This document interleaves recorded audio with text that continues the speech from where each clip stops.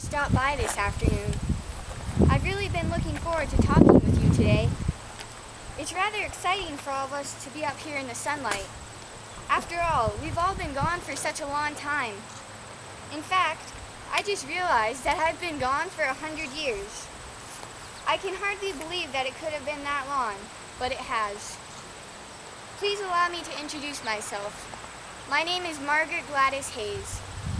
I was born in 1901 and I died when I was 14 years old in 1916. I would have had my 15th birthday on May 8th, but I died in March, so I never celebrated my birthday that year. I must tell you that I'm not actually buried right here where we are. That's why you don't see a gravestone. I do have a gravestone and it's pretty easy to find. Just go down the center road of the cemetery and keep going until you come up to the first big Delmonico stone on the left. I'm buried right across from it. I'm only up here this afternoon because all the others who are here today didn't want me way down there by myself. So since this lot was empty, I came up here instead. I hope you don't mind. My story is a bit sad, I'm afraid. My poor family seemed to be followed by tragedy, and I was the second one to bring great sadness to my parents. You see, there are 4 children in my family, and 3 of us died before we were grown up. The first was my older sister, Cecilia. She died in January 1916, and my little brother, Johnny, died 3 years later in 1919. He had the influenza virus that killed people all over the world around that time. If you'd come up here other summers, you might have visited him. I think he was here a couple years ago. My parents, David and Mary Hayes, were both from New Brunswick. Father was born in Woodstock, and mother was from Milltown. There were a lot of them. Father was a laborer in the mills. There were a lot of them on both sides of the river. Of course, the work was hard and the hours were long. Father worked 6 days a week, 12 hours a day, and he never had a vacation. But, as I recall, he never complained. He was just happy to have a job to take care of mother and us kids. Well, I'd better get on with my story. It really begins with my sister. She's the one who got sick first. Actually, we both died from the same illness, tubercular meningitis. They didn't have vaccinations in those days or antibiotics either.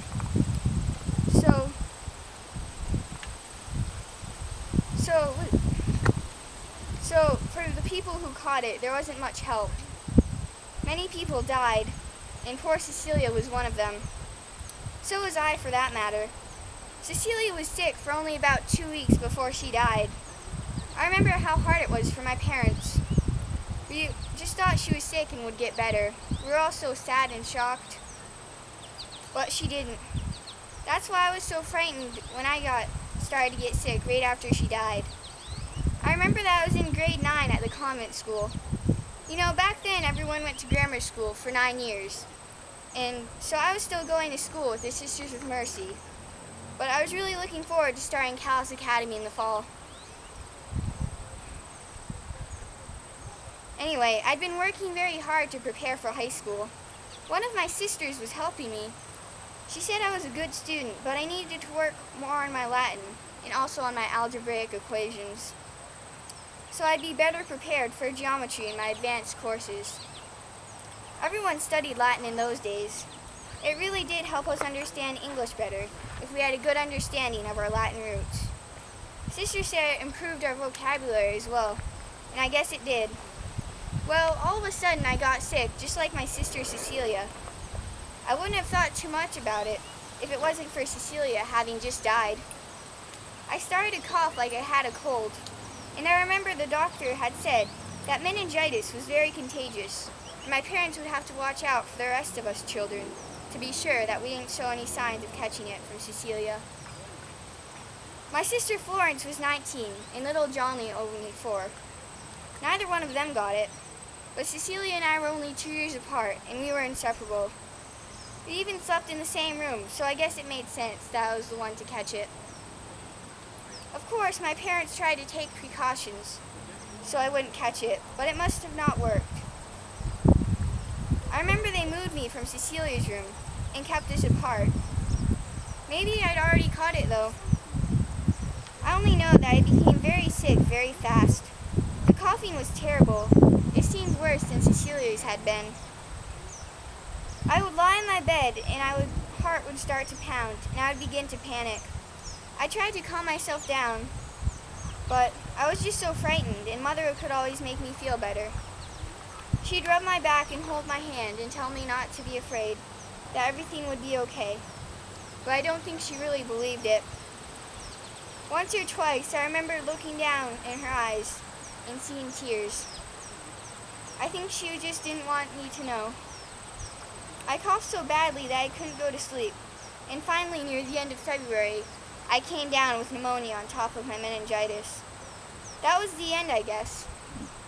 I couldn't seem to get any rest. I coughed so badly I just couldn't go to sleep. And if I did, I woke up coughing after only a few minutes. It's funny, but I can still remember that last day. I haven't thought about it for a long time, but talking to all of you, it becomes quite clear in my mind. It was early March the 3rd, I think. And it was one of those days where the sun is bright on the snow, and the promise of spring is in the air. It would have been a beautiful day if I hadn't been so sick, but it just seemed so sad to feel so bad and have the promise of spring so apparent when I knew in my heart that there wasn't any promises for me. Father knew the end was near. I heard him talking softly in the hallway, and I heard the word priest. And in a little while, Father Pettit came from the church. I heard voices, but it was sort of foggy and far away sounding.